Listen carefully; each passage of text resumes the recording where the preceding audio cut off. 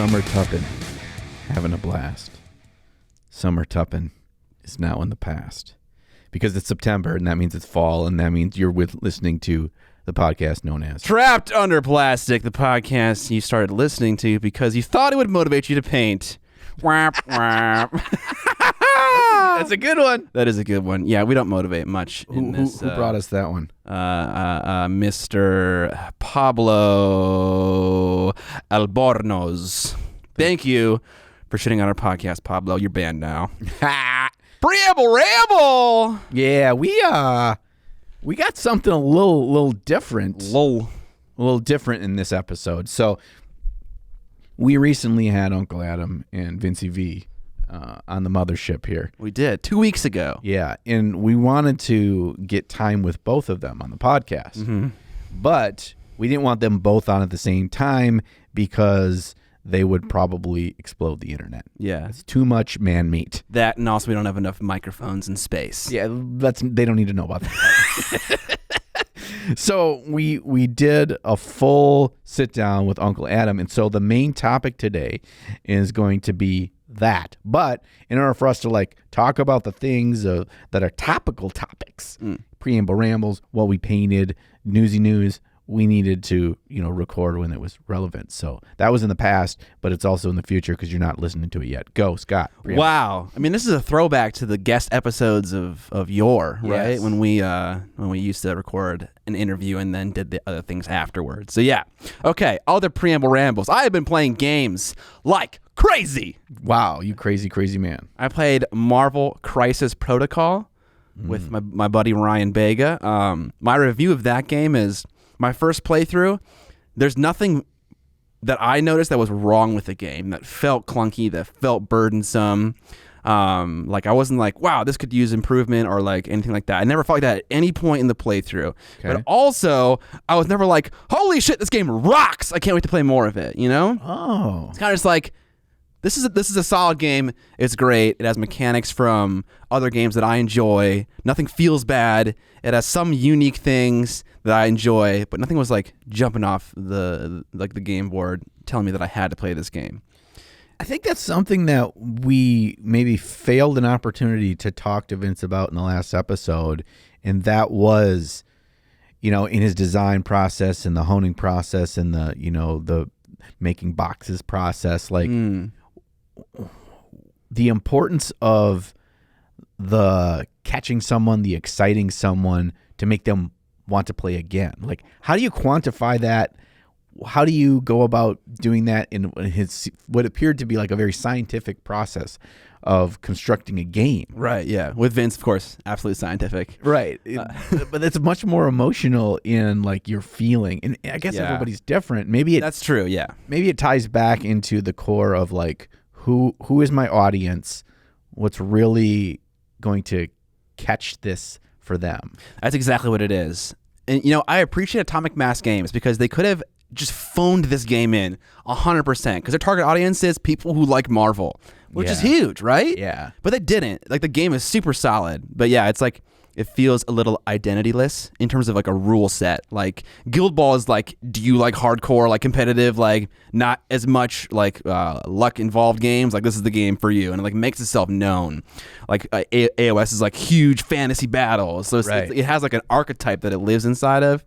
I don't know if MCP did that so much, but I'm going to play it more because one playthrough is not enough to really, get a game's vibe, right? You can throw fucking buildings at people, okay? What? That's sick. I heard you can smash someone into a building and shit, and then they you fall. Can. Yes, you can do that, but also if your weight, your size stat is compares to the size stat of a piece of terrain in some way, you can throw airplanes or cars at people. So that actually is really cool. Wow. All right. Other games. I played a game called Super Fantasy Brawl, which is an arena-based 3v3 fight. You die, you respawn, you fight, and you're going for objectives, you're going for kills. First to 5 VPs wins.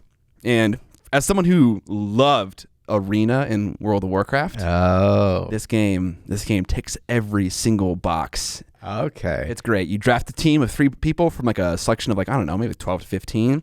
and then your opponent does that as well, back and forth, and then you fight. It's fast paced. Like, it's actually fast paced. I know games say that a lot, but it is. And it's great. It's a good feeling game. It's very self-explanatory. There's not a lot of hidden mechanics, but there's good strategy in it. Oh, that's an interesting combination that I think is maybe not as easy to achieve as you'd think.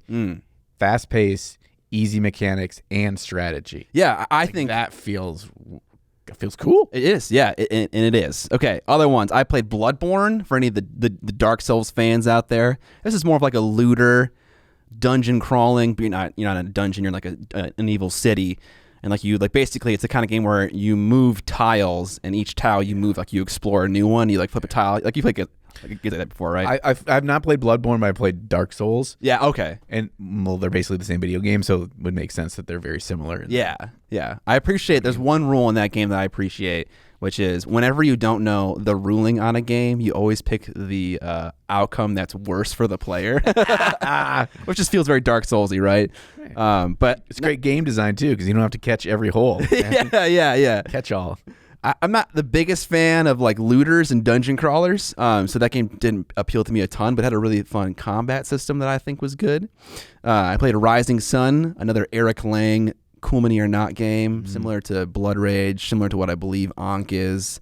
Very cool aesthetic to that game. Very cool, yeah. It felt super similar to Blood Rage in that it's about area control, and there are like other tracks on the board to like worship the various gods and things like that. It felt very similar to that game. And then lastly, I played Black Rose Wars, which was a game by Ludus Magnus Studio.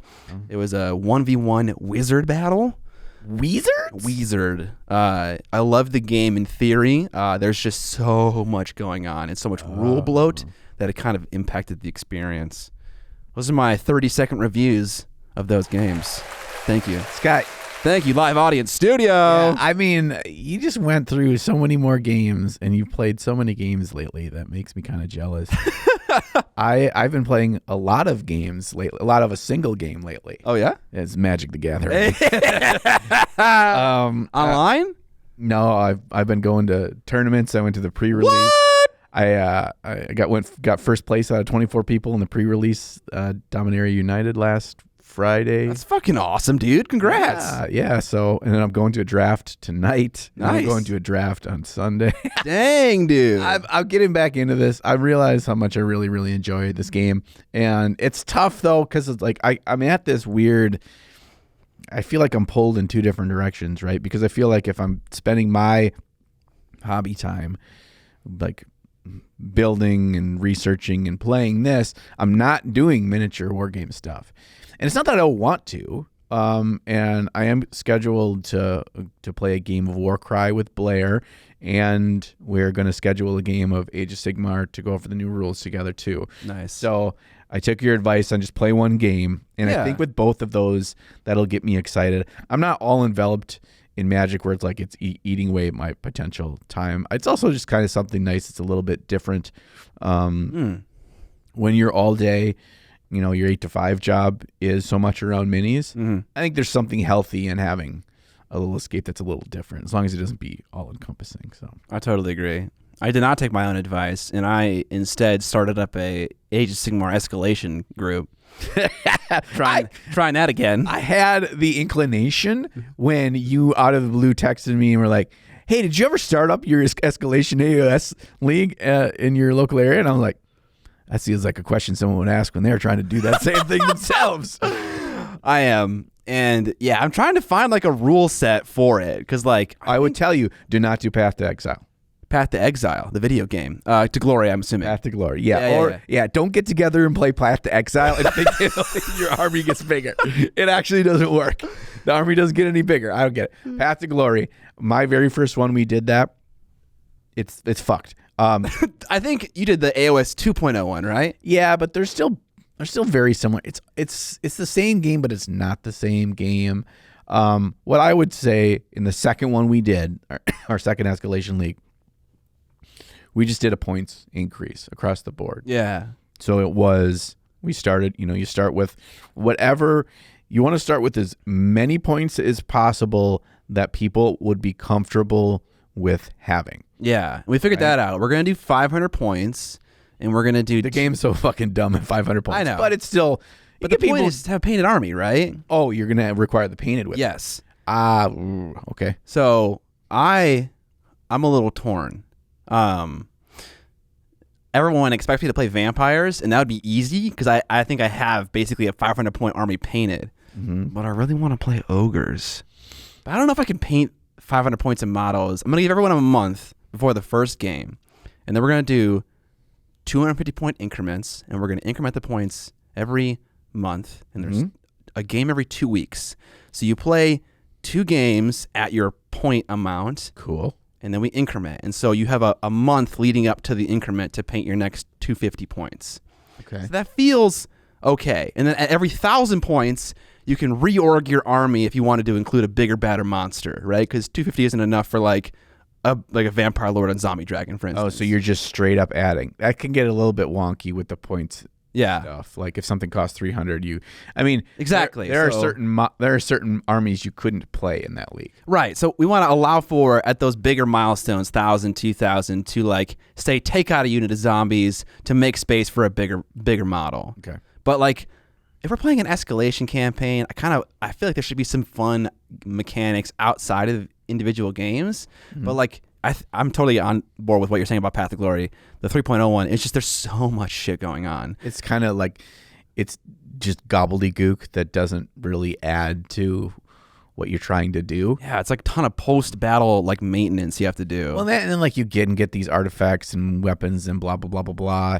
And quite frankly, the game is fun enough getting together and playing that adding those kinds of things I don't think is necessary. Do you think I should just leave them out altogether? We were considering adding them into the campaign like later, like at like the 1,500, the 1,000 point limit, like once we got used to the game. When we did that, I played one where a guy, he kind of customized his own thing, and it was on like you had your army on like maps. It was like Risk, and like you'd move around, and you could only like fight people that were in adjoining territory, and so that was your next opponent and stuff.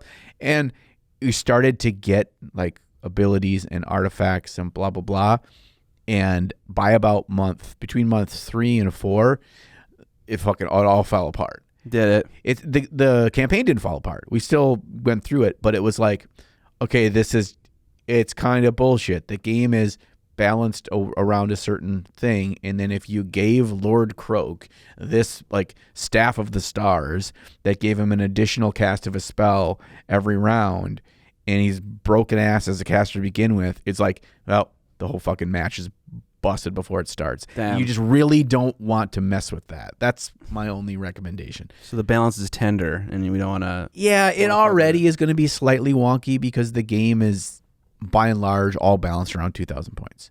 So when you go lower points, it still is fun. It's still playable. The games go quicker. You'll find out what your units do well. Right. And how best to use them. So you learn your army really well, which I think is the greatest thing over the first couple months. So I think it's still fine because once you get to 1,000, it starts to feel, like the real boy, right? Yeah. Okay. Here's something that I wish we would have done different with our painting side of it. I don't think you should, and it's just my opinion on this, because we did this and it crashed and burned in the requiring you to paint the full 250 points. Okay. So the goal is, I sat back and I'm like, what's the goal of this? The goal is that people keep painting. Okay. Mm-hmm. If you keep painting month over month, they're gonna build up enough momentum. They're gonna build up some confidence in their skills. They're gonna figure out a paint scheme that they like. They're gonna figure out how to do ogre flesh. That's the whole goal. If they get to the end of it, and let's say you have 2,000 points at the end, what if 1,200 points are fully painted? Is that considered a bad thing? No, I think that's a fucking victory. So what if I would to do it again, and if we do another one, what I would do is, when you start the campaign, you have to have 1 unit painted. Or you can even say you don't have to paint anything until after the first month, but whatever. And each month, you have to have 1 new unit or 1 hero fully painted that wasn't painted the month before. So each month you're checking off a box. It's like, oh, I got this extra unit of skeletons painted. That's one more unit that I didn't have the time before. And so you're getting more and more painted. And then if people are playing 2 games a month, they're seeing like, oh man, I just am missing that one vampire and that one unit of zombies. And if I had those 2 painted, I have everything painted. Like people get the positives out of it. What we had when we required everything to be painted is people crashed and burned, and they felt like if they didn't get it done, it was too much. They couldn't show up maybe.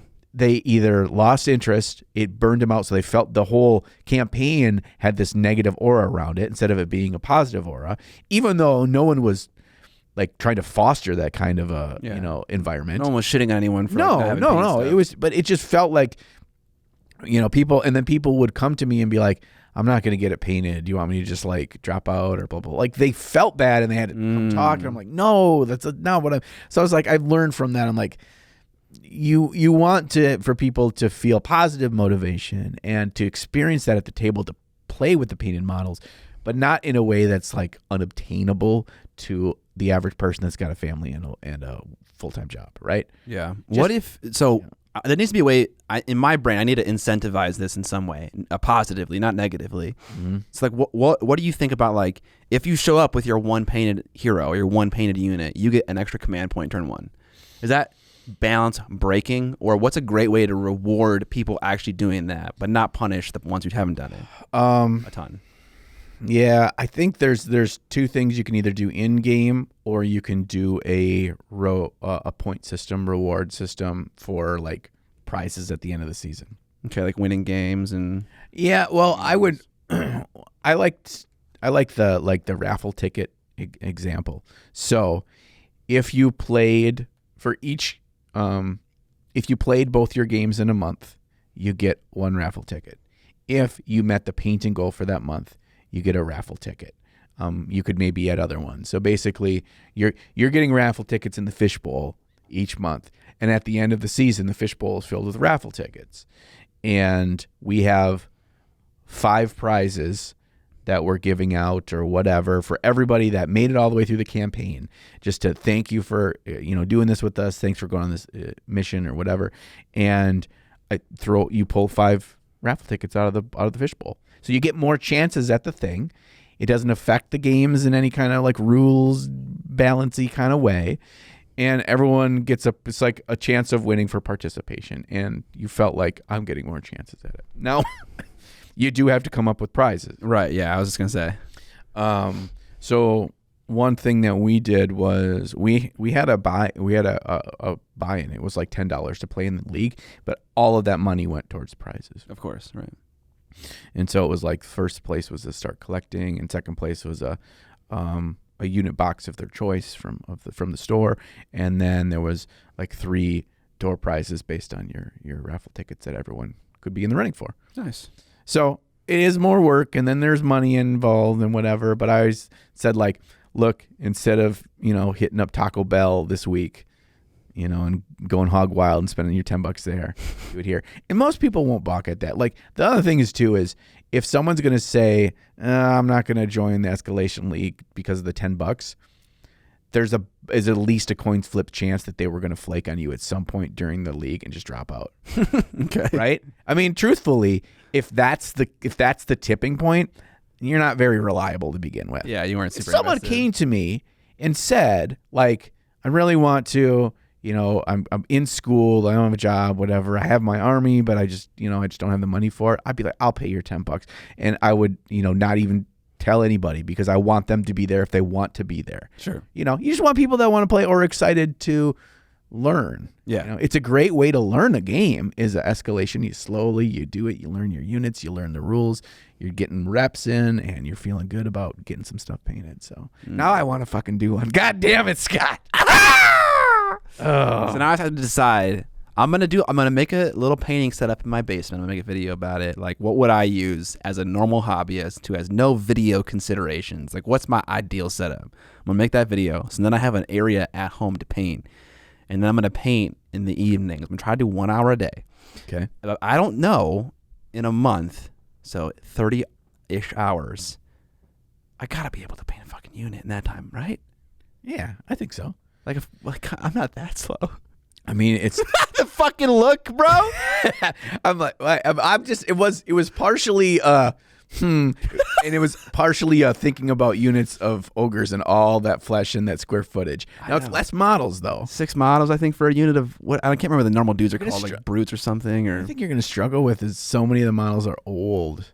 Yeah, but they're fucking sick, dude. It's like an army of 54 millimeter scale models. Big like fatty fats. Dude, I love that. I also love Mongol vibes, dude. This is the fucking thing. That guy is a big boy. If they were all looked like this, like he's obviously thick as a fucking oak tree. Yeah, dude. But he's not like rolls on rolls on rolls. And I don't even mind the fact that they're kind of chonkers, but they just like, I don't know, the details on like they don't have a lot of interesting things like the new fucking Tyrant dude. That new Tyrant dude is hot as hell. I got him too, dude. Oh, that model is sick. Yeah. So, yeah, I think you could totally do that.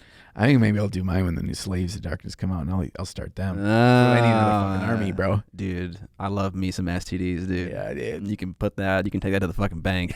Put that on the fucking soundbar. All right, so that was my portion of the Preamble Ramble. Yeah, we're like 30 hours in. I know. I'm gonna cut, like not actually cut, but I'm putting down my pop so I can share. I got a box here that I brought, and I got a treats delivery. Oh man, I have a bunch of Mexican candy that I'm supposed to give to you, but I keep forgetting. So this was sent to us by Goody PP, Freighter Chem. I know Freighter. Freighter is a fucking legend. And if you spend any time on the Trapped Under Plastic Facebook group, you probably have seen posts by him or you recognize the name. But just a general like positive influence, happy dude. Hell yeah. Like, very encouraging, like just a cool guy. And he lives in Hawaii. Nice. And so he sent us some Hawaiian treats. Does he live on Oahu or Maui? I don't know. And there's a note for there's a thing that says John _Ninjon. In case there was a different John here, you just get fucking Scott Wolper. Where's my fucking Miniac, Freighter? What the hell, bro?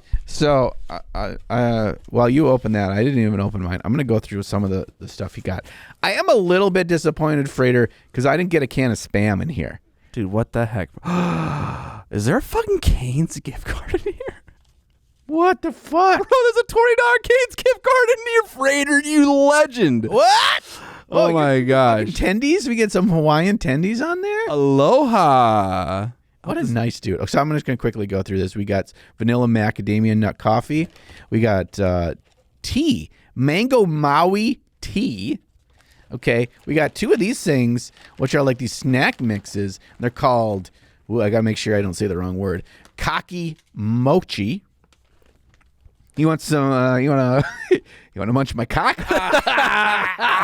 Mochi. You want a mochi on my cocky? Okay. All right. Okay. We got wasabi and we got original. Look at that fucking snack-a-rack mix, dude. Oh, yeah, dude. Doesn't that look like a fun little salty, spicy mix? Are you a sweet man or a savory man when it comes to snacking? I like to have a little yin with my yang. Okay. You know? Yeah. I like to have a little nacho cheese. No fucking Cool Ranch. No Cool Ranch. Yeah, Cool Ranch is for losers. And then I like to follow it up with a little double stuff.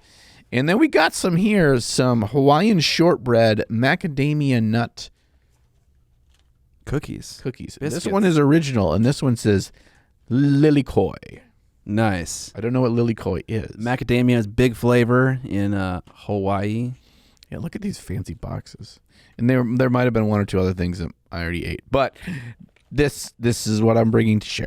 Okay, fantastic. I mean, yeah, I've been munching down on Mexican candy from Rogo Minis. Another person sending us stuff. I really appreciate all the snacks you guys sent us. These are nice. Awesome. And a $20 Cane's gift card. Wow. Mahalo. Let's go.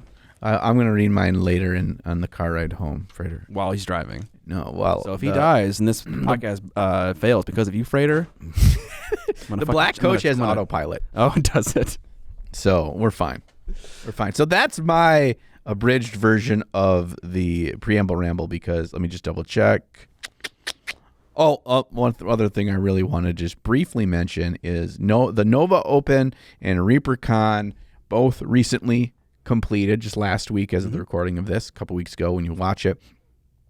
And I've just been watching out there on the social medias all the goody peepees representing of having participated in the painting competitions of those conventions. Nice. I was like, fuck yeah, I see some fucking medals out there, bro. Some goody peepee medals. In the Facebook group? Yeah, in the Facebook group, on Instagram, in my Discord channels, I'm seeing it, and I'm just like, that's awesome. Like, it seems like a lot of people are trying for the first time to enter, or Fantastic. like, they were maybe thinking about it before, or had done it a little bit before, but it's their first post pandemic painting convention, kind of to holding themselves to a high standard. I've seen some really cool stuff out there. So I just wanted to mention that good on you. And if you have a local convention and you paint minis, find out if they have a mini painting competition and just bring your stuff. Even if you think it's garbo, bring it, because I tell you what, it will be a memorable experience and it will fuel you to the next one. Absolutely. Also, those are great systems to get involved in, because not only are they open, but they also have categories like journeyman and master. Yeah. So you can go into like a category that fits your skill level. So if you're in there for the first time, there's a category for you. So yeah, that's a super awesome thing for you guys to do. Also, congrats to anyone who entered, and whether you won something or not, that isn't really the point. It's just about kind of getting over that like hump. It's like, I'm not worth it. You absolutely are. Do it. And side note on that, if everyone has watched our Tough Live at Adepticon episode, you may remember a story about using a washcloth to wipe your butt by one Jakey Poo, a.k.a. Old English, a.k.a. Jake Applesauce. Applesauce, bitch, a.k.a. Jake the lawyer, aka curtain engineer, aka curtain engineer Jake. Okay, so Jake entered at in the journeyman category, like 5 or 6 pieces, I think, and Nova Open. And I haven't even come out to him personally and congratulated him yet, because he got a bunch of medals and he seems like on cloud 9 and his pieces look great. And so I want to say congratulations, Jake, and next year I'm see you in Masters, bud. Yeah, I don't know if those were journeyman. Yeah, they were like paint jobs, Jake. Masters quality, Jake. I think you're sharking a bit here. I don't know about fucking that. limping in. He's like, oh, He's gosh. like, oh, I'm so shit at this. Yeah. Boom! Right? Get fucked. How about one of these? As he enters his mini. Yeah, all right. Awesome. That's it. Now let's get on to the what we painted. You want to go first, or should I go first? You go first. You got a lot of bullshit to get through. Bullshit. I only have one bullshit. Okay, so I painted the arm of the ogre from Cursed City. I was trying to figure out like what I wanted to do for a scheme. I don't know much about the stories of ogres. I know like obviously they're greeny. They like to eat like a lot. They're fat. They eat flesh. Yeah, like this guy from Cursed City eats corpses specifically, which is awesome. That can't be good for the gut biome. No, it can't be. Well, maybe there's a lot of good bacteria in there. You know? Yeah, maybe it's really good for the gut biome. So I didn't know how to paint him. I was like, okay, maybe some kind of obviously pale flesh, a little bit sickly. I was thinking like maybe like a green shaded skin. I went with a purple shaded skin. Really kind of wrestled against the purple. And I'm going to talk more about that in the Preamble Ramble. If you're interested in the Preamble Ramble, it is one of the rewards that we give to our $5 patrons linked below. Where's the cash register sound? Cha-ching. Yeah, there it is, the heartbeat. But yeah, this model is awesome. Our patrons are the heartbeat of the Tough podcasts. We discovered that the box art for this model is painted incorrectly because he is clearly wearing a gloved hand, but it is painted as its flesh. Max Falage. How could you? I'm looking at you. You dropped the ball, bro. I know. I don't even know if you painted the box art for this, but I'm going to pretend you did. It was your fault. And you painted hand where there was Michael Jackson glove, okay? Painted that guy.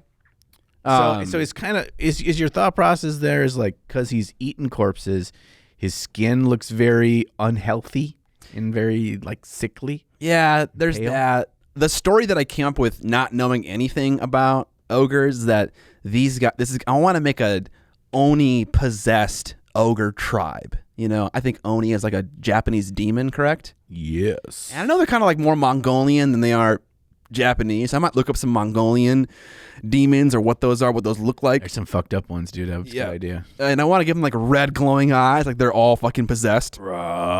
I love the hand dipped in blood thing that they often do with ogres. That's so cool. It is cool. So I might copy that too. We'll see. Yeah, I mean, he's got like scimitar and shit on his back. Yeah. It's So very Mongolian. I don't know. My paint ideas aren't fully formed yet for my ogres, so I don't know what I want them to look like, which is also part of the reason why I'm kind of punting and just thinking maybe I'll go with the vampires because I already have like an established scheme with them. You ever feel like early on in your painting journey, skin was always such a daunting hurdle, and it was like one of the hardest things and one of the tougher things. And later on, at least for me recently, it's become one of the most rewarding things. It's the most fun thing. Like there's a lot of little fucking tchotchke bullshit. That stuff I don't want to paint now. I want to paint that big fucking arm, and he's got his Michael Jackson glove. How much of his skin is showing through the Michael Jackson glove? We don't know. That's up to us to paint. Like, I think you're good at skin. I hope you like to do it. Oh, thank you. Yes, I love skin, but I think the thing I feel that way the most about is faces. Yeah. I feel like, and skin as well. Like, I had like a couple of, like I called these on my YouTube channel, backyard alley techniques for painting faces. That would I could limp through the process in a way. Fucking Kenny Boucher term right there. But like now I feel really confident in like painting faces, and it's so much fun to do.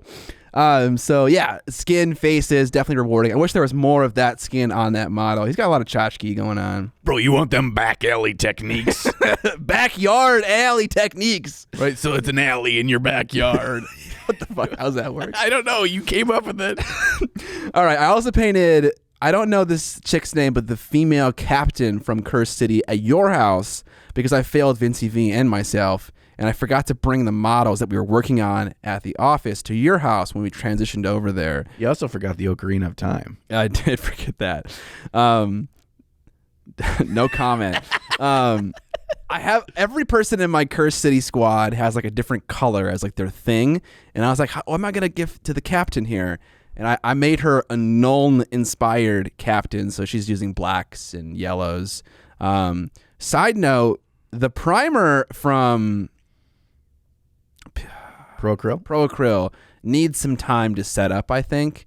You can't like prime a model and then immediately start molesting it like I tend to do sometimes. Wiped a lot of primer off the back of this model, like a lot of it. That is so weird to me because I don't. But I it's weird because like the model that I painted, I literally primed it and began with a brush right away. I don't know what I'm doing then. I think a lot of it is like, if I'm seeing where it's happening, it's hand. I don't know if it's a friction It definitely thing. is hand, yeah. And maybe because I didn't begin painting right away and touch it right away. Maybe it does.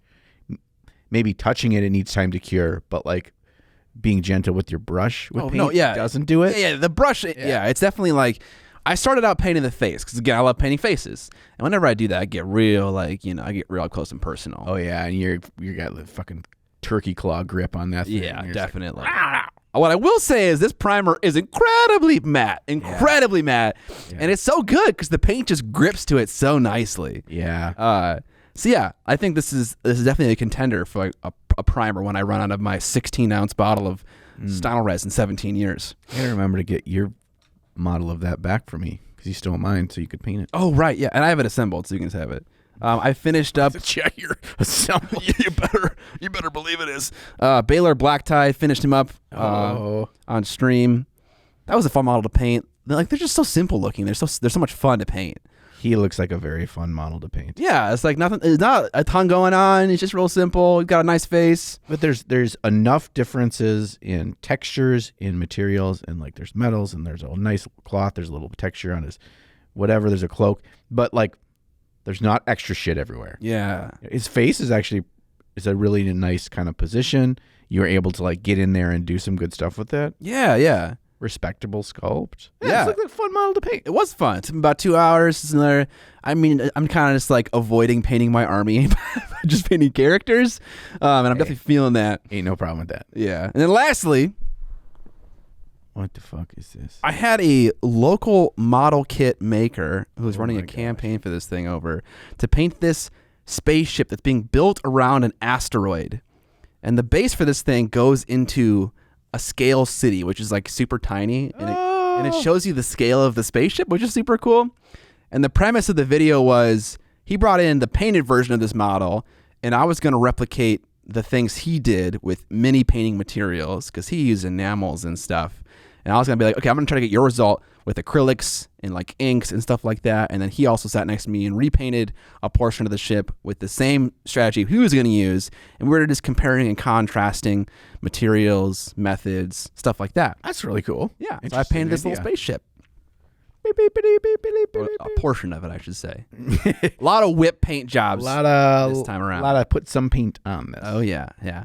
So that's what I painted. What have you painted, sir? I only have one thing painted, and I'm bringing it to us today via my Cobalt Keep little display box, which was a recent sponsor. And as long as the individual like heroes and stuff fit in here, and they don't have like super wide sword going way out, it feels like a really nice way for me to transport models to the podcast going forward. Yeah. As long as I can get it out of here without smacking it. So I painted this for the video that's will be out. Well, it'll be out by the time you watch this. It's a new. Oh, he's got a name. I wrote it down because he's a new League of Votan hero. No, it's not. It's Leagues of Votan. There's no L in there. I always want to say Voltan because it's a way cooler word. But Votan. His name is Uthar the Destined. Votan. Hey, Chef Votan. You all been to that new Votan? It's down by the Kmart. What is he destined for? Being a short idiot? He's destined for being fabulous. Yeah, dude. I mean, I got a vibe off this. The moment you sent it, I was like, that's Craft World Studio paint style. And then you were like, I'm trying to emulate Craft World Studio. And I was like, well, you're fucking nailing it. And I painted that over 4 days, and it was respect. I got to a point where like I feel like I a bit phoned in the sword just to get it done. There's more work, and then there's not a lot of futzing that's been done on this model. And I feel like there's probably I could spend another 20 hours, maybe not even, on this model to make it smooth, to really push some things a little bit more. And then I think it could enter Golden Demon and not be ashamed of it. Yeah, but then it wouldn't be Craft World Studio. So when I first saw it, I saw his torso. First of all, the sword. Who fucking cares about the sword? Everyone cares about this torso area, right?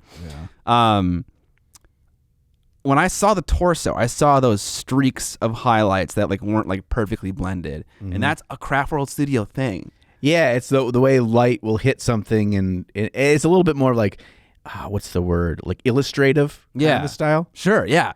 Yeah, and I think that definitely sells what you're going for. But yeah, if you wanted to deviate and like paint this smooth and stuff, absolutely. Well, like not even necessarily that. I think I could refine that. But if you look at like his left shoulder pad, his other left. Oh. Yeah, that one I'm happy with. Oh. The other one, there's some blending that needs to be done on that. But like, so there's things there if I wanted to like take it to competition. But I was like, I had so much fun painting that. And all it was is doing a variety primed it white and then going in with like a deeper purple. It was actually called indigo.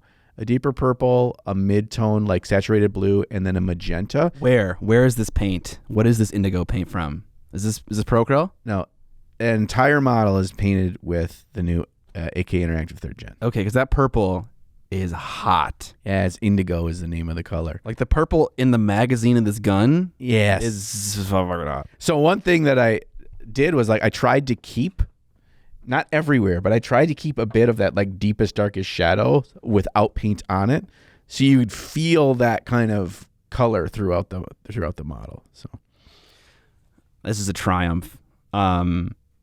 Also, I can tell that your brush control skills are getting seriously dangerous. Like the edge highlighting on the runes on top of his backpack thing and on this dwarf thing on the shoulder, they're crispy and tiny. Like you did a killer job on that. None of that was captured on film because I can't do that. No, while recording. Well, you know how it works, right? You you hold your breath. I do capture footage of edge highlighting and like kind of like explaining some of that in there, but those really tiny little fuckers, and a lot of them are like gone over 2-3 times as I realized it wasn't as bright as I wanted it to be, and so like, shit, I gotta do it all again. Yeah, that definitely happens. You want to avoid that, but it happens a lot, I think. I mean, I think the biggest thing for me for that and like other aspects of painting that model where I felt like I like proud of how certain things turned out. So much of it for me, it was like the big light switch is taking all the fucking paint off your brush. I realize that so often I paint with way too much paint on my brush, and all that means is you're just, playing Russian roulette with it leaving more than you want it to. Yeah. And then when you start I was like, I fucking dab it on a paper towel, soak it all up, and then I touch model. It's made a world of difference. And even I can go with a thinner and thinner paint and have the control for things like those edge highlights because there's never going to be the bloob over, that bloobin. The bloobin. Everyone hates bloobin. This feels like a level up for you. I don't know why. Also, that bird felt like a level up for you as well. Yeah, I'm like you're just leveling up, dude. I'm like level 43 now. What the fuck? I was like 39 at the start of the year. You're fucking leaving me behind, bro. That's a pretty model, dude. Thank you. I'd say, it's not entirely. The only thing that isn't the AKA 3rd gen is all the NMM gold. I built it up and I felt like it lost a bit of the warmth, the bright color. And so Cassandora Yellow Shade by Games Workshop, which is just like a yellow, they're like null oil but yellow. Okay. A very I didn't even thin it down. I just kept I thinned it down a little bit with water, and I went over all the gold stuff with that, and it pumped it back out. Null oil but yellow? Yeah, it's called Cassandora Yellow. So it's just a yellow wash. It's a yellow. It's their yellow shade. It's not like yellow plus black. No, it's just yellow. Okay. It's just a saturated yellow. Okay, cool. You can use an ink, but if you want to thin an ink way down. So, but yeah. All right, awesome. That's what I'm hating. Today's sponsor is from the dark and twisted mind of Jeremy from Black Magic Craft, showing off his new game, Idols of Torment. Idols of Torment is a 2-player skirmish game, and I think I need to lower my voice a couple of octaves when I talk about it because it's fucking dark. Yeah. Jeremy's game features several lost NPCs that have come to life with plastic 32mm on-sprue models. I feel like Jeremy's trying to show me up by diving into plastic models immediately with his first minis. Who do you think you are, Jeremy? Yeah, what the hell? Oh, he definitely is, and he's definitely winning. Idols of Torment has 3D printable STL files for the rest of the 72 minis, which you can grab for around $50 on the Kickstarter. Every order in the game, which is like a faction, features the same makeup of dudes, but with unique models and playstyles. Pick from the Order of the Strife if cloven hooves are your thing. Insert goat-related joke here. Or the Hollow for a more ghostly experience, in case you want to relive that Scooby-Doo fetish. In total, there are 8 playable orders, so head over to Kickstarter to see all the awesome different designs. The size of your force is around 9 models, and the game itself takes 1 to 2 hours to play. With $150 Kickstarter special backer pledge tier, you get a PDF and hardcover rulebook, cards, plastic minis, and game tokens, and 3D printable STL files for every model of every order and all additional game pieces. Also, if you didn't know, Jeremy has a history producing electronic black metal music, and as part of this campaign, you can pick up a Kickstarter exclusive LP that features dark, ambient music to listen to while playing Idols of Torment. You can grab the record as an add-on or as part of the all-in-one backer pledge tier.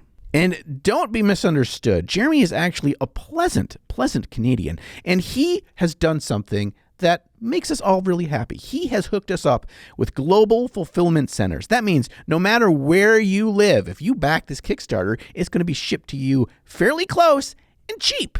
What a nice guy. You can find a link to the campaign in the show notes and description below. Shout out to Jeremy for sponsoring this portion in today's episode. Now on to the interview with Uncle Adam. We are here with the Pachow Patriarch, the tabletop minion overlord. All praise.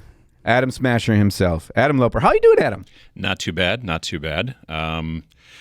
been a long couple of months, but it's I don't want to say it's downhill from here, but it is definitely a little bit more easy from here, hopefully, for a bit. So, yeah. Are you referring to your life in general? Like you're on the decline? I mean, sure, there's that too. Why not? Sure, yeah. But no, it's just it's been with the launch of the game, it's been a lot of work. So now it's going to be a little bit less work for a while, and then we'll start the next one. But we'll talk about that when we talk about it. But yeah, right.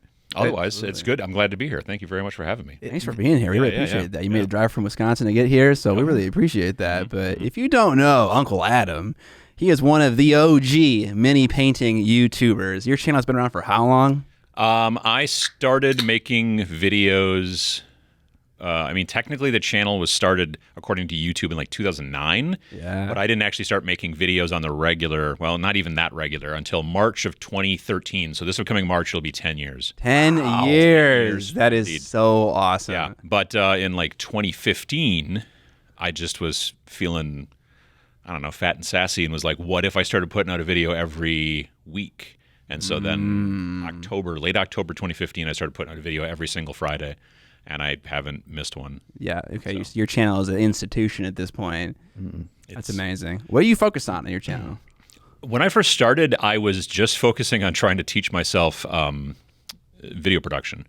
Like, that was literally why I'm like, I should probably talk about a hobby so that I'm not just making videos about nothing. Because, again, this is 2013. It was a very different kind of time on YouTube.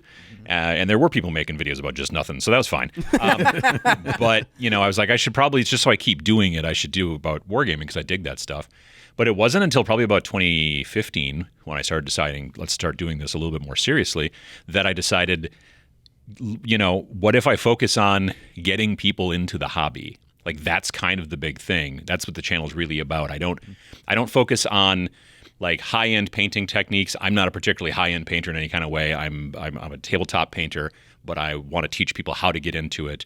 It is a hobby that I think can be daunting in comparison to, say, like buying a video game on Steam and pushing a button and then just start playing or whatever. Yeah. So yeah, definitely that kind of thing. I think that it's important to try to get people into the hobby. So that's really what I kind of focus on. And I talk about motivation and I talk about techniques and I talk about a lot of different things like that, but that's kind of the big deal. Okay, so that's really interesting to, right from the get-go, to identify one of the issues with our hobby is the hurdle, right? That steep learning curve, and having access to people to learn from, right? Because if you get a video game, you log on. If you play online, you play at home, you figure it out as you go, but you need another physical body to learn, right? Right, exactly. And that's the other thing too, is that with this hobby, it's, sure, if you're just sitting and painting, you can totally do that by yourself. But when you're playing against people, you need another person across that table generally. Now, not always. There are solo games, certainly, and those are becoming a bigger deal. But yeah, no, it's definitely something where, and that's why I've talked a lot as well in the channel about being a game advocate. That's one of the reasons why I like skirmish games, because if I was like, hey, I'm going to teach my friends how to play 40K, well, now I got to build and paint two 2,000-point armies and all that stuff. But if it's a skirmish game where I've just got to do two groups of maybe 5 to 10 models, that's a much easier get. And then I can do that and then be like, hey, do you want to learn how to play this? I already got the guys. You use those. I'll use these, blah, blah, blah, whatever. And so, yeah, I try to get people to do that as well, to help not just get the people who are paying attention to the channel to get a little bit more comfortable with wargaming, but also to get them to start spreading the word, or, like a virus, if you will, and go from there and see how it works out. So you're board gamifying the experience in that when I open this box, I have everything I need to play this game right now, right? And so for a miniature war game, oftentimes there's assembly, it's all this stuff. Oh, you come with all that stuff ready to rock. So it's just super easy for someone to be like, they can't say no to you, almost in a way. So, if you're going down that road and you're becoming an advocate and you're like, okay, cool, I'm going to try to teach people to play. Because like, there's a lot of people who are like, I only like this game and nobody plays it near me. Or, I like lots of different games, but not the big one that everybody plays near me. This allows you, especially with skirmish games, to start thinking about it from the aspect of like, I'm just going to walk into the shop and just ask somebody if they want to play. Maybe it's somebody I know, maybe it's somebody I've seen, maybe it's somebody you've never seen, whatever, it happens. But or even just your friends, like, hey, come on over. Yeah, exactly. It's way easier than if you're just like, oh, okay, well, I've seen guys sit at the shop with like their army. Just waiting. Yeah. That's a long wait, man. That's dude. They eyeball you as you go in looking for eye contact too. Right. That's the thing, just going to hang out at the store, waiting for someone to show up, maybe hobbying while you're waiting. That is such a thing. I haven't done that in a while. I find it's more of a thing in like Magic, the Gathering, and stuff like that. Like you could just sit down with your deck and just wait. And if people walk up and see you're doing Commander, they're like, you want to play Commander? And then boom, you go. but it's a lot bigger of a get. Like someone else, it's magical when you see it. I got to be honest, I haven't seen it in a while, right? But when you see like a guy walk in with his giant battle foam bag, and there's already a guy sitting there, and they don't know each other, and they're like, oh, you know. But the worst is when like one guy walks in and sets his bag down, and he's got like Age of Sigmar, and he's got like 40K. Heartbroken. Should write some rules for that, man. That'd be pretty dope. Yeah, I guess I play my rules on my turn. You play your rules on your turn. Exactly. Yeah, there you go. they interact. It doesn't matter. Be fine. Yeah, I think when I did see that ever working out, it was always happening at a Games Workshop store. Sure, that makes sense. Less likely to happen at a normal local game store because Yeah. there's just a wider breadth of games to play. But yeah, that's a really cool vibe. Well, speaking of being a game advocate, you are here advocating for your new game, Space Station Zero. Nice. So let's talk about that. Yeah. Transition. Okay. But let's talk about that. So when Vince often discusses your relationship, he makes it seem like he's Robin and you're Batman. I don't see the way I look at it is like I have designed games before, but I've always designed them with somebody else. Like years ago, early 90s, me and a friend, my friend Peter, we started Snarling Badger Games. New game is Snarling Badger Studio. Totally different. Totally different. Yeah. I had the URL. Oh, sweet. I've had that same URL since December of '95, so it's like over a quarter of a century now. So I'm just when Vince and I decided let's make this into an actual company and not just make a game for fun. I was like, I got the name. We just got to change the end a little bit. It'll be fine.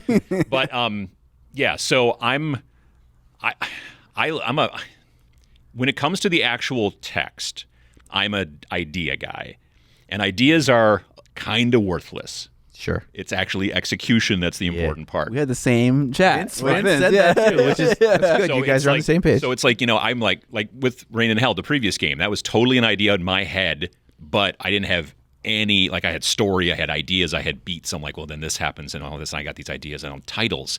I think it'd be really great for these guys to have titles, almost like a Xbox achievement. Yeah. When you're playing in a campaign, if you've killed guys on your own team, which you could do because you're demons and you're evil, you could, and there's a benefit to doing that sometimes. You do it enough times, then you get a title called Betrayer. So now you are so-and-so, Goreface the Betrayer. And then you get a special bonus that you can use throughout the rest of the, campaign and stuff like that.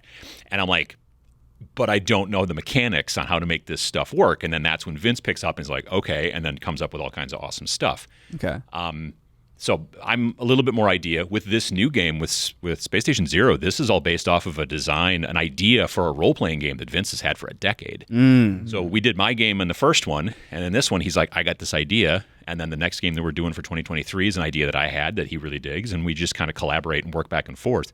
But when it comes down to doing the math and the writing, that's a Vince thing. When it comes down to art direction, layout, making the logo, that's a me thing. That kind of stuff. Marketing too. You made an interesting comment about the website you've published your game to, that there are games there that probably have wonderful rules that just never get purchased and played. Right. So it's like, just like execution and ideas, you have excellent rules, but no marketing, nothing that's public facing that like looks attractive, and no one plays your game. Like, is it even worth it to make? Well, here's the deal, is it used to be, that's the way war games were. Like when you look at like old school grognards playing historical games from way back in the like 60s and 70s, it was like mimeographed, like typed sheets and stuff stapled up in the corner, and that was your game book, and they were happy. You know what I mean? Can we define grognard? Grognard, it's a French term. Grognards these days, it's generally like old school war gamers. Generally, you can be a grognard and be young, but normally you're old. So but that's the way it used to be. And so nowadays, consumers expect something. It's not even like the consumers expect stuff. People just like stuff that looks nice. Absolutely. You know what I mean? Like it sparks joy or whatever. You know what I mean? Like that. You just like there's like things that phrase. There are books like I've bought a bunch of the Merkborg RPG stuff. Oh yeah. I don't play it, but it's just really cool looking, and I like reading it. You know what I mean? I buy a lot of RPG, not a lot. I buy some RPGs that I'm never going to play, but it's always because either the story's really interesting and I'm super interested in reading it, or the visuals are like really interesting, or sometimes both. That happens too. I'm right there with you. There was a supplement for a 40K RPG that was a Dark Eldar one, and on the cover there's this awesome like witch succubus, and I was like, I don't even care what is in that book, I just want it. Oh yeah, so I bought it. Yeah. No. So, yeah, I totally get that. Do you ever do that, John? Yeah, all the time. Oh yeah, That's what I do. okay. You're a little shameful about that. No, I'm just this bang is hitting me pretty hard today. I can't blink.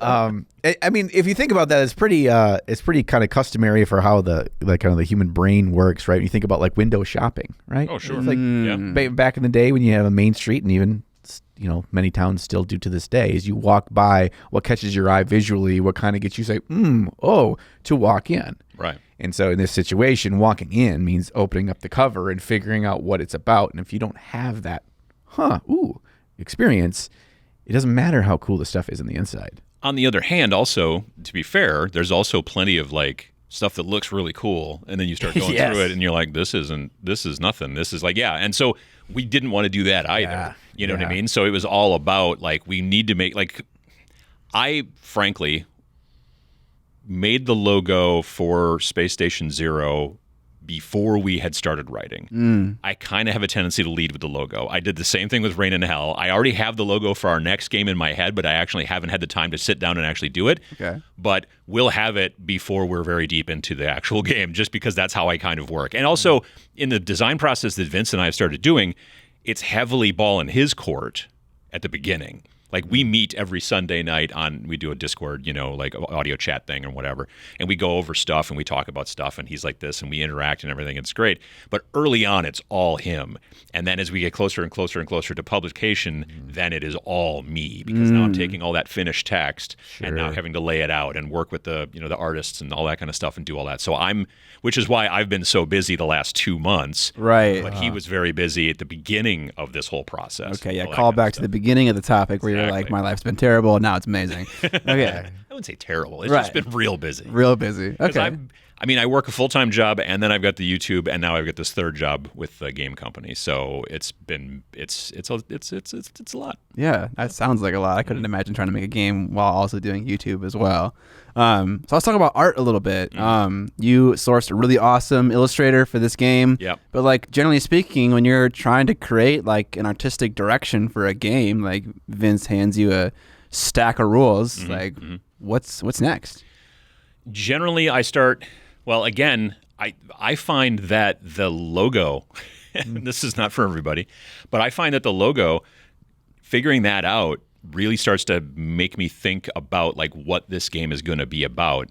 The layout itself as well is a little bit more utilitarian. Like I've had people tell me, like I knew some people who were like, we're going to get into Necromunda from Games Workshop. This is super, super cool. And then I would bump into them or talk to them online or whatever later on. And I'm like, how's that going? And they're like, we quit.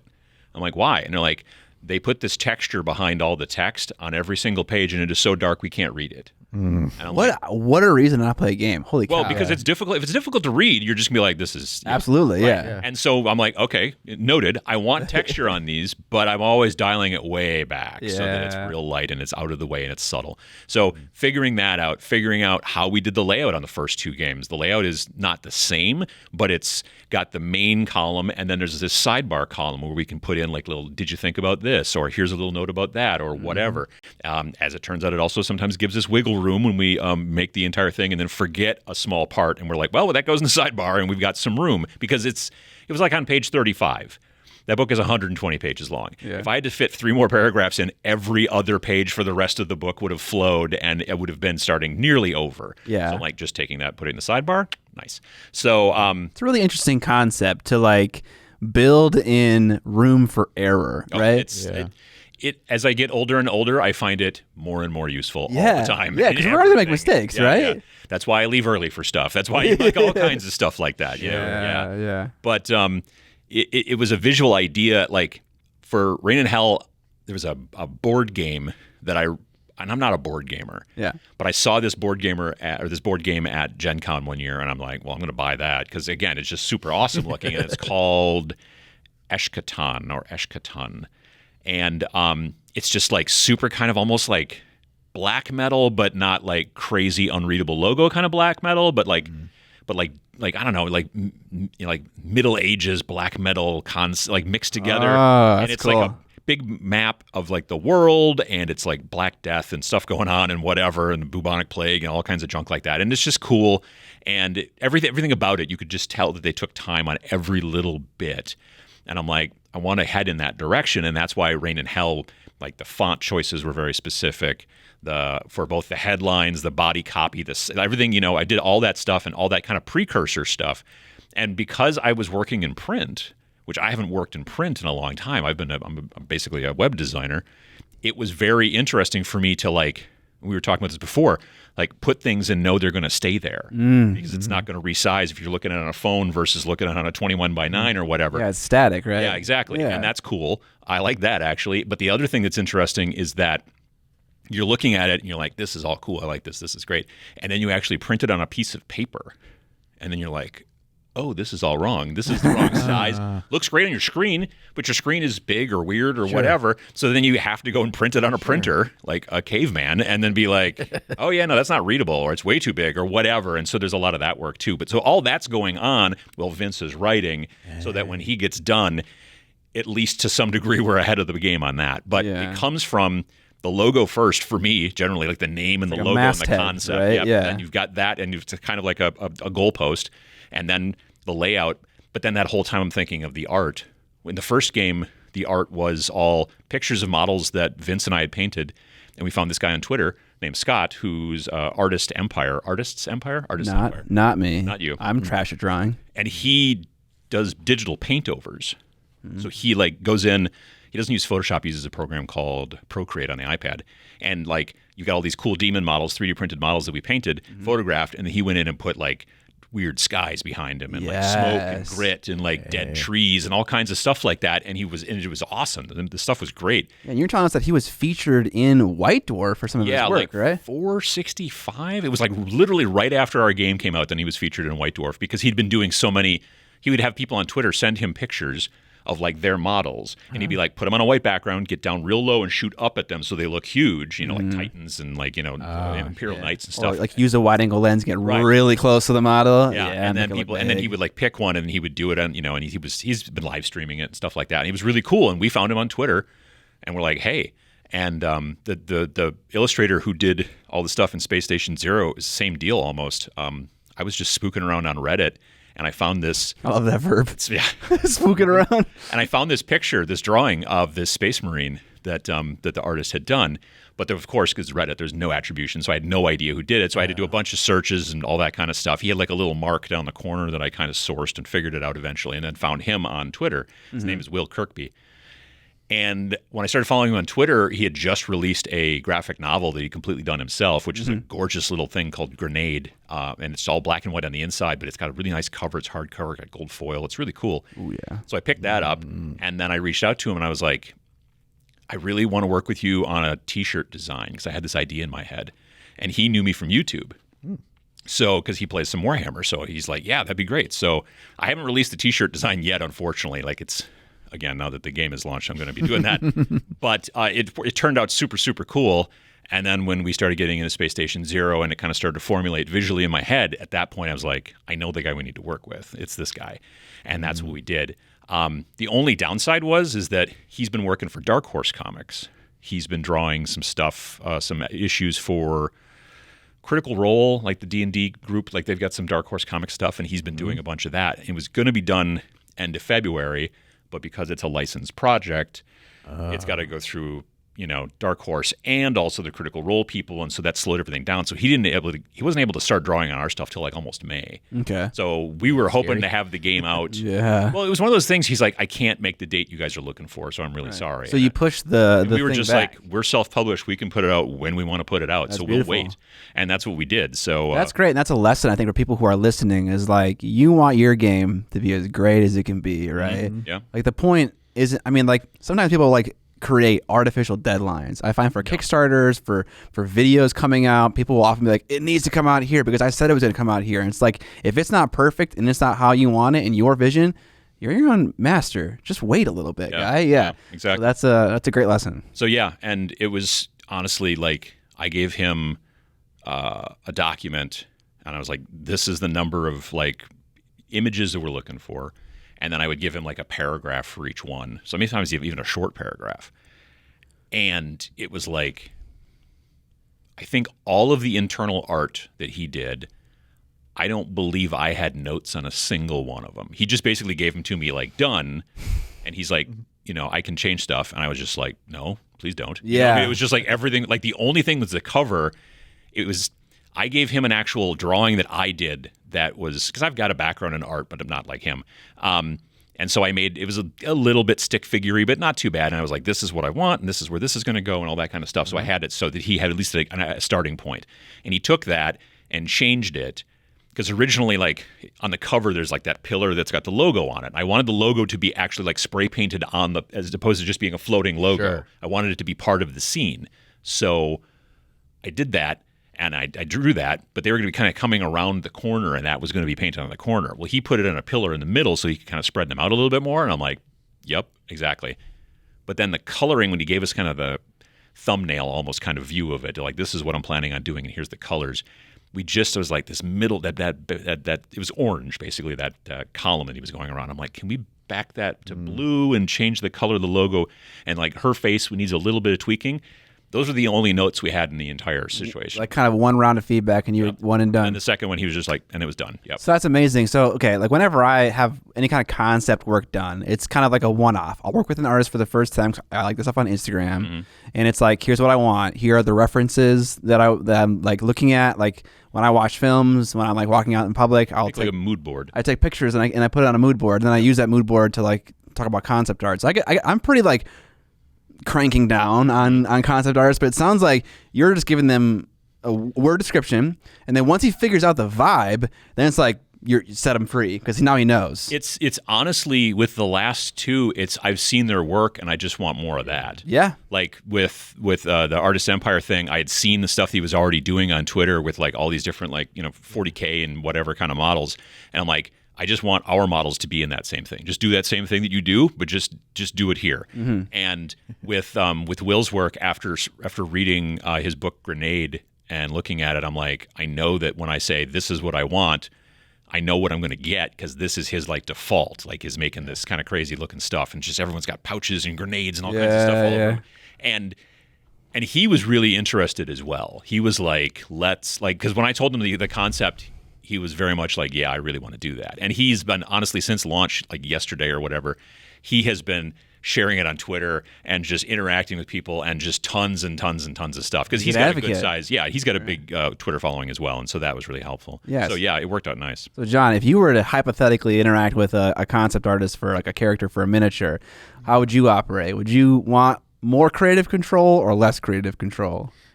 I think one aspect that I'm getting from Adam here that I think is the most important thing is you already have to love their style. Absolutely. So you know what you're getting into, and you're not expecting them, to give you an orange when they're a banana tree. That's a bad analogy, but I think I think that like I want to have my core vision the way I see it in my head, but I want it with their style, right? Yeah. I think that's what I'm hoping. I think that's exactly how I feel as well. Yeah. I have an idea for a thing, and I want you to make it, but I see all your other art, and I want it just to be flavored by that art. It goes through your filter, right? Well, and you're going to find people both in illustration, in 3D sculpting, stuff like that, who, like, if this person only ever does awesome-looking demons, just demons all day long, cool, crazy monsters for D&D and stuff like that, and you're like, what I'm looking for is a robot, and then they might just really need the money or whatever, and they'll be like, okay, but they may not be very good at robots, which is why they don't do them when they're doing their own work. Right, and they're not showing it in their portfolio because it's not stuff that they're super proud of. Yeah. So finding someone who does awesome robots, that's the person you want to do robots. Yep. Finding people who do awesome demons, like that kind of stuff. And knowing, I think that's part of the art director job, is to be able to know who the right person is to do the right thing. Yeah, that's really a big deal, I think. And that's just come from, I don't know, me being old, I guess, and me being in the business for a while. And it's another great lesson to learn, is like you need to hire the right people. Like the very first piece of concept art that I made was for a Wraith, and I hired someone who I was like, man, this guy does awesome things on Instagram, but he doesn't do concept art. And so 80% of the character was just mired in indistinguishable texture, like cobwebby stuff, bits of chainmail. It's like, no sculptor is going to look at that and know what the fuck to do with it. Right, exactly. Yeah. The concept is about following it like almost to the T, right? That's it is the roadmap for your model. And I was like, okay, I learned a lesson right there. Sure. Wrong person, wrong job. Yeah. So one important thing about Space Station Zero, I think that I've kind of understood from you guys is its accessibility, not only in like how people interact with the games and the rules, to like even the cost of the game. Right. So yeah. Could you talk to that and like what you made, what considerations you had? Yeah, I mean, since the first game, we've always been looking at it, and I say this all the time, and Vince does as well, that we're both bad capitalists. Which is to say, not that we're evil capitalists, is we're just bad at capitalism. You're bad at making money. Yeah, we're doing fine. It's fine, but we don't need to be like, oh, well, we could be making 3 times as much money. Like that's just not the point. So when we released the first game, that was like 64 pages, and it was a $10 PDF, and the print version was like $15 plus shipping. This new game is twice as thick. It's just shy. It's 124 pages, so it's just about 4 pages shy, being twice as thick as the first game. But we only raised the price like $3. So it's like $13 or $18. And in both situations, if you buy the print version, you get the PDF for free because we're like the functionality, we use this company called Wargame Vault. That's who does the fulfillment for all of our stuff. And we like working with them. You know, they take 30% just straight up. It's not hidden or anything like that. But we don't have to deal with chargebacks and customer service and my book showed up and it's all screwy or whatever the problem. Like that's always taken care of. We don't have to worry about They do all the print on demand, like all of it is awesome. So it's great working with them, and it's been fine. But the one thing is that like we see lots of people on that system who are like, well, the book costs this much and the PDF costs this much, and so the book and the PDF cost, add them together. And I'm like, and then other people are like, well, you get a bundle deal if you do both of them together, and we're just like, or we could just give you the PDF because you bought the book. It's just it's a little extra. It's making it more accessible. The other benefit to doing it that way is you get a lot more people who then buy the book, but then they also know they got the instant gratification of now I can read the PDF until the book shows up. Yeah, it's a huge value. So yeah, that works really well. And again, we're just like, people have asked us like, well, why do you do the insides in black and white when the color is covered? Like you could do the insides in color and stuff like that. And we're like, yeah, the book would be twice as expensive just cost-wise. Yeah. Because it is printed digitally. It's way cheaper for them to do it black and white than it is to color on the inside. Plus then the illustrator has to then do everything in color, which is going to cost more. When you tell an illustrator, just do this in black and white, they're like, oh, sweet, man. That's to get so much of my rest of the business out of the way. Yeah. And so it kind of works well that way. But we also just want the game to be accessible to people. We don't want the game to be something where you're like, well, you got to use these miniatures, you got to use this many miniatures. Like there are games out there where they're like, well, basically for this scenario, you need 12 Knolls, and then you need 4 robots, and then you need 6 of these things, and all kinds of stuff like that. And your average person's like, ugh, that's so we're kind of looking at it from like, if you're playing a solo type game, we're going to put some robots on every scenario potentially and some mutants on every scenario, and they're interchangeable, and you can just keep bringing them out. You don't have to make ones different for every scenario. You don't have to have a ton of them. We're trying to tell a story and have you enjoy the game, you know what I mean? And not necessarily make it so like it's, because I've seen people before, and I've done this myself, looked at games and been like, I'm interested in playing this game. I bought this game. I enjoyed reading it. I don't have the time to make that many NPCs or whatever, and that it can be an issue. So we're looking at it always from that way. I'm constantly looking at it from like, how is the consumer being disserved, and how can we fix that? Wow, that's kind of a thing. So like when you're looking at someone else's product, like with Kill Team, you picked up. Necromunda, you picked up on that. Okay, got to make the texture on the page lightweight so people can read it.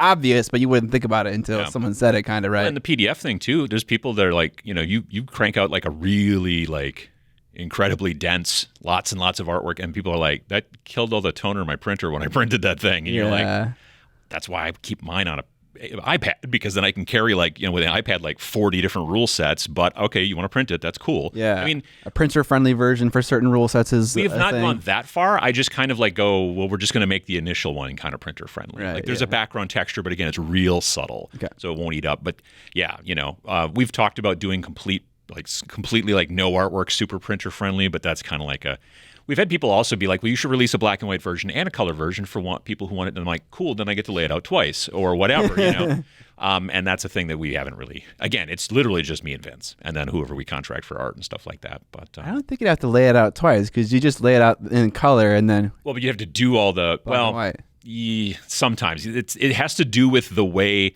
that the book, there's like different ink densities, because the inside of that book is actually inkjetted. It's not laser printed. It's actually inkjetted. Wow. It's a crazy process, but it doesn't like get wet and like bleed or anything like that. But yeah, when I first found that, I'm like, no, this is laser printed. They're like, no, it's inkjetted. I'm like, no kidding. It does not seem like the cheaper there's option. All kinds of there's all kinds of weird rules that we have to do to make it so that the densities are right. One of the big things is when you first send them the file, then they like make you print a version of it, and then you have to sign off on it. And the first version that we ever did of Rain and Hell, we got it back in like all these like cool, like really spooky background symbols and stuff like that. All that stuff was gone because it was like it said at 13% transparency, and actually I just had to bump it up to 18, and then it was actually seeable. So it was going through and having to fix all that stuff. And now in the second game, knowing that ahead of time, we didn't have any real problems. There was like a couple of pictures that got a little dark, so I just tweaked. Numbers locked away already. Yeah, exactly. So you are so gung-ho about accessibility to the point where it sounds like you sacrifice your own vision for the game to make it more accessible. Because I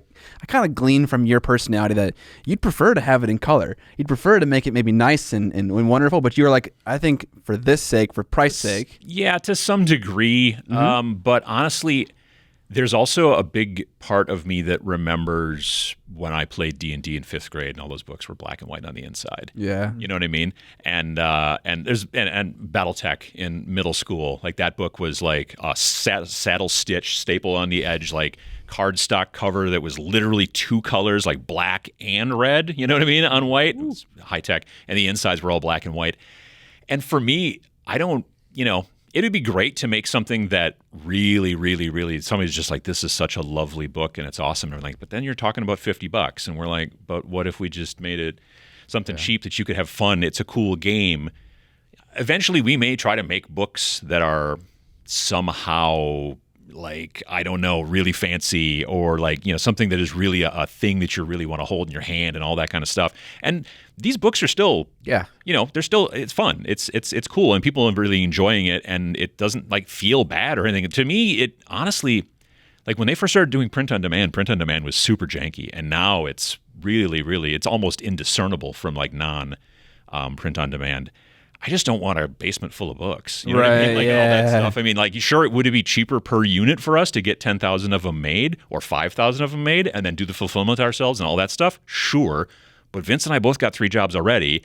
So fulfillment is not going to be job 4 for us, and it's just a situation where at this point it works out well. Like we've been kicking around the idea of making some sort of like kind of in between. Like we make a game every year is the plan, but maybe we make a real short game in between, but we make it just PDF only. But it's like, it's formatted to be like a zine format. So you print it like, half on them, and then you fold it and staple it and all that kind of stuff. Those are just really cool. And it would be a much shorter book. We're talking 20 to 24 pages or something like that. And then, produce those for inexpensive. The upside to that is that, you just print it yourself if you want to, or don't, whatever. We don't care, but it's just making kind of fun. It'd be kind of weird ideas that we know aren't going to necessarily sell as well. Right. We're not more experimental. Terrible. Yeah, we're not completely terrible capitalists. There's like, hey, let's put all of our time and energy into this game that only you and I want to play. You know what I mean? Like, we want to spread it out a little bit, but still, yeah. Yeah. Well, we're coming to the end of our time here, but I want to ask you one last question. What is the thing you are most proud of about Space Station Zero? It can be the dumbest thing, like a font choice, or the biggest thing, like a specific rule that you had an idea for. What is it? I think that it is a combination of the logo and the cover. Like, I had this idea, and I wanted this kind of spray paint aesthetic, so I used it in titles all throughout the book. And my idea was, these people are sort of stuck on this space station, and they're going to just start, like, people have been tagging graffiti since the caveman days, like on the inside of caves and stuff like that. So that's going to happen a bunch in this. And plus, it kind of like itches that kind of punk rock aesthetic, which I'm, a fan of as well. To some degree, but also sci-fi. So the idea to have because when I was originally explaining it, I had like 2 versions of the logo, one that was spray painted and the one that wasn't. And I showed them both to Vince, and he's like, I kind of like this one that's not spray painted. I kind of like that better. And I'm like, and I explained, I'm like, this one's going to be spray painted like on a wall on the cover of the book, like it's just part of the artwork, but it's also the logo of the game. And he's like, oh, no, I like that one better. Yeah. So I was like, yeah, and it worked out real nice. So I was kind of glad to get that done. Yeah, that cover is absolutely beautiful. It's great. I had an immediate like reaction when I first saw it and held it. And when you're talking about accessibility a bit ago, I think that having a book that has that accessibility where people want to pick it up and the approach that you guys have taken as a company to just say, here's how cheap it is to have the PDF and the physical book. If more people will pick up the physical book, even if as they're playing the game, they're using the PDF because it's a conversation piece. Yeah. And if that's how to get a friend interested or to show them or whatever, that's really important. And that's the problem with a lot of these games. And you have this big, thick, glossy $60 book that it's like, yeah, I mean, this seems cool, but I got to buy the book first and maybe try it, and who knows if I'm going to like it or not. It's like, how many more people could be playing your game? If it's like, yeah, I have my PDF, whatever, you want to borrow the book from me for a couple of days, whatever, and come back. I think it's really cool. So I don't know how the hell you guys are going to keep up a game a year, but just you can take a break, you can take a breather. We're considering for next year that the game is going to actually come out earlier in the year. Because I run a little tiny mini convention in Wisconsin, and Vince had the idea, like, what if we release it the day before that convention so that if people come to the convention, they could buy a print version right away because we would have already ordered some ahead of time and stuff. And I'm like, that's a pretty cool idea. If you want to project manage and make it so that we have deadlines, because he's way better at that than I am. So if he wants to do that, I'm willing to start working. Well, like I said, we've already started working on next year's game already, so we could go down that road. But we are then making, here is an actual deadline as opposed to like we can slide stuff. But, it's another challenge to come over. That's pretty cool. Well, I guess the way that you guys do it too, where it's like it's in halves. In the first half, it's heavy lift Vince. Second half, heavy lift you. That means that there could be some overlap. When Vince is on his lighter side, he can maybe start the ball rolling on some stuff in his the next book. So it's not just like the day after this book comes out, the new game work has started. There's probably a bit of overlap. In a conscious. So I have one more thing. I know you said the last question. Is the reason you got into this, into game making, does this scratch a certain itch for you, either as a gamer, as an artist, as someone that's just really passionate about the hobby, that you haven't experienced elsewhere, or it's kind of you kind of experienced it in other aspects of your life, but this is kind of like pulling them together, or it's a thing that I want to see in the industry. I want to see more indie stuff out there because, like, we all know the Games Workshop and other big companies as well kind of dominate the entirety of the industry to some degree. And I think that people look at the industry and think it's just this one thing.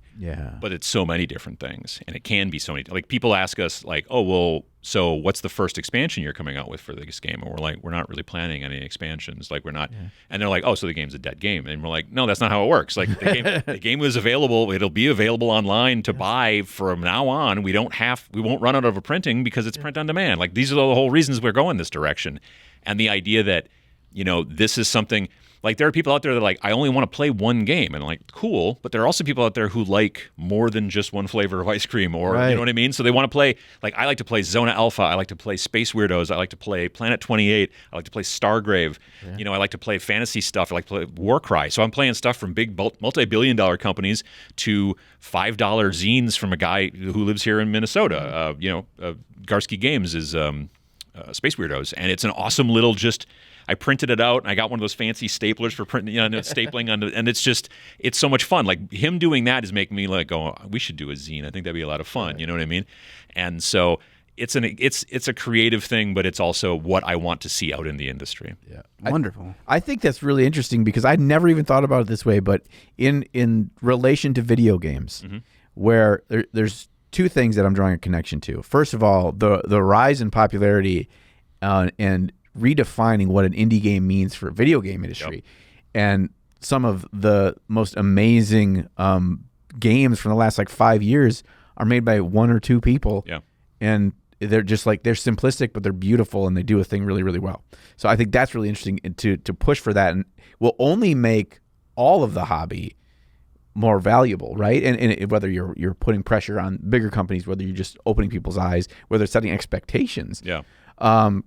And the last thing I thought about, because I hear that comment too about a game is dead. Well, a game's not supported, blah, blah, blah, blah. It's like, when I was a kid, I got Super Mario Brothers 3 for the Nintendo.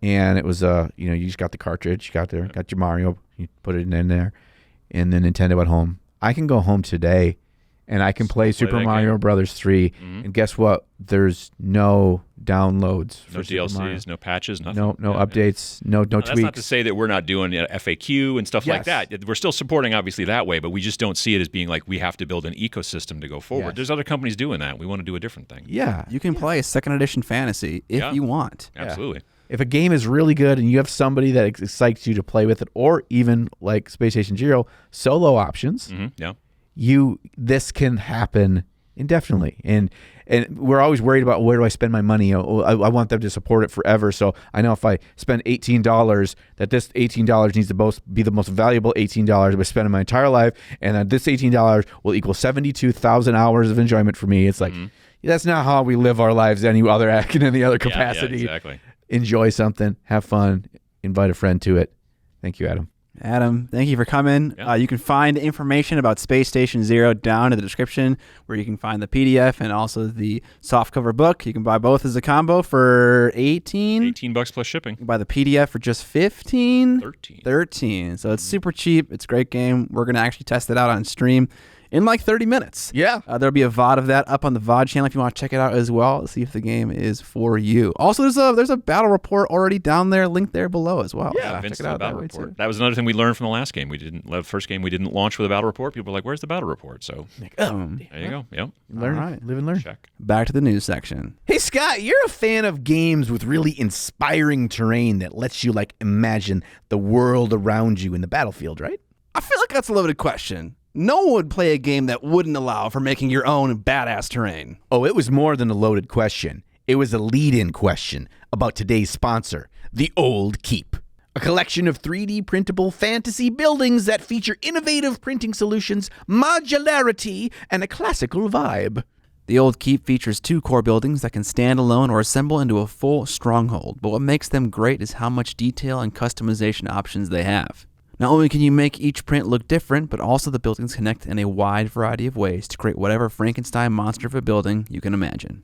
Additionally, the prints are optimized for both resin and filament printing. Scenic Play went so far as to use the latest and greatest in FDM sizing technology, such as the Arachne algorithm, to allow for much better resolution with your filament prints. The classical aesthetic means that these buildings will fit into any fantasy game you play. They print wonderfully on both FDM and resin printers with no hassle or extra prep work from you. The campaign for the Old Keep is live now, but don't delay it because it'll be wrapped up soon. There's over 20 unique models already unlocked to customize your Old Keep. Head on over to the Kickstarter campaign linked in the description below today. If you're hearing this ad sometime after the campaign has ended, you can find the models over at scenicplay.com. A big thank you to Scenic Play, the company that brings us the Old Keep, for allowing us to play with our little toys the way they were meant to be played, in and around buildings, while we ourselves are in and around real buildings. Wow, yeah. You can find their campaign linked in the show notes and description below. Thank you to Scenic Play for sponsoring this portion of today's episode. On to the news. What we got here? We got Willie Hanna crushing it. Yeah, Big Willie Hanna, a.k.a. Big Willie style, okay?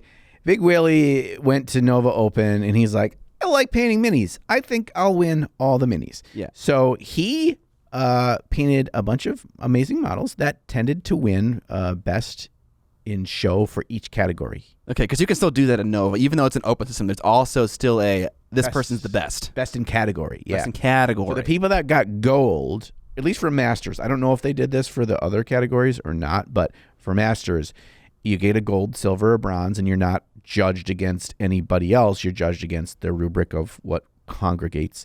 That's not the right word to use here. Gold, silver, and bronze. Correlates to is the word I was trying for. But then there's also, of the golds, the best. So I think there were 6 categories, and Wilhan took 4 of the 6 as the best in category.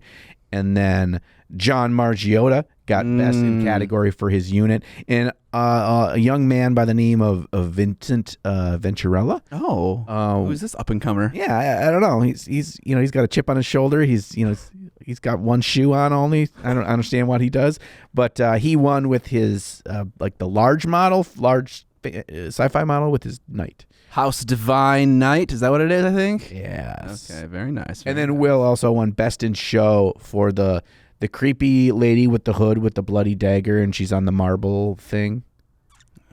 bloody dagger on the marble thing? You really like this. She's like a witch. It is a big like triangle hood. Oh, yes. Okay. He painted the full figure of that. Witch full horn. figure. Witch horn. Witch horn. Guinea horn. All right. That's That's awesome. an inside joke. Big Willie style. I'll tell you the inside joke next time I see you. So congrats to everybody there, and congrats to the great Willie Hanna, John Margiotta, Vincy V for their best in categories. What do you got? What do you got for me from the news? The Scott? next thing I got for you is Roman Lappat is making these paint pot sticker labels that are meant as a bit of a gag for you to replace your other labels on paint pots, just to be a little bit fun.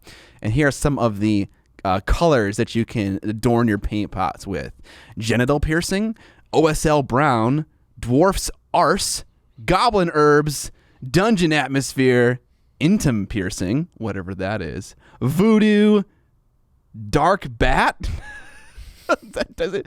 Yeah, dark bat, grandma's candy. Okay, so I mean, it's fun if you want to spice up your painting life a little bit and just you don't You care get those much. stickers downloaded for free. Yeah, I think you gotta buy them now. Available with his Etsy. Okay, so you get the stickers and then you just stick them right on in German or English. Okay, so they come in both different kinds. I think it'd be hilarious if I got them in German. So not only would I not know what it'd be Just like totally meaningless. what grandma's candy in German is, now I'd know, and then I'd be able to say it. Yeah, it's like something bonbon. You know, I never thought of Roman the Pot as a man with a sizable sense of humor, but I may be wrong. Yeah, I mean, yeah, his website is called Massive Voodoo. He refers to himself as a big ape in the the jungle. That's where he paints. So yeah, you got a little bit of comedy. Sure, okay. I look forward to the day I get to meet him in person, and then I see what kind of jokester he really is. I think I'm scared of that day. You know, yeah, maybe I think it's gonna be like meeting God a bit. yeah. I mean, German God. German God. Yeah. German painting God. Yeah. So yeah, check those out. Link down below. Get yourself some stickers, yo. Next one, we're going to talk about the Warhammer Alliance. It's a program helped to introduce younglings, a.k.a. children, to the hobby. And it's a brand new resource pack, which includes paints, brushes, dice, building materials, and models. This is their, how to get kids to smoke cigarettes under the age of 18. And the key is you create fun flavors. Like grandma's candy. Get them while they're young. Yeah, get them hooked. Or younglings. Let's talk about the word younglings for a bit. If you wanted to imply a young dwarf, you would say beardlings. You wouldn't say younglings. That's like double the thing, right? I think I'd just say pinglings. Yeah, pinglings. Ping-ponglings. Pinglings. I think this is pretty sick. We'll obviously give GW a bunch of shit for a bunch of different things they do, and we'll do that later in this episode, in this very segment. But this is cool. It's a smart business move to invest in younger people. Even in YouTube videos itself, videos that are angled at more of a younger audience will do well because there's a lot of people on the platform consuming that. Yeah. And so I'm assuming that maybe a similar thing is true for most products. Right. I hope they do this, and I don't know the details of this is just on the shelf and any 40-year-old neckbeard could go buy them. But in my ideal world, this is something like a Happy Meal, right? Where a very expensive Happy Meal. I mean, because you go to McDonald's because the kids want to go to McDonald's. Yeah, kids have terrible taste in food. So they just I want the McNuggies, Mom. And so they get you in there for your $5 Happy Meal, but then Mom just whores out her mouth to McDonald's.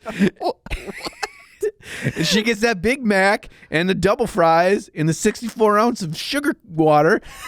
And they're like, we got them. Okay. So I'm like, I don't know what that has to do with anything.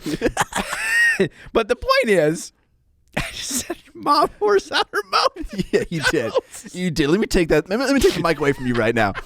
So basically, I guess what you're saying is the idea gets the kid into the store, and then when the kid's in the store with the parent, it's like, okay, now I'm spending all the money because I'm here. I'm here now, and I'm gonna whore out my wallet.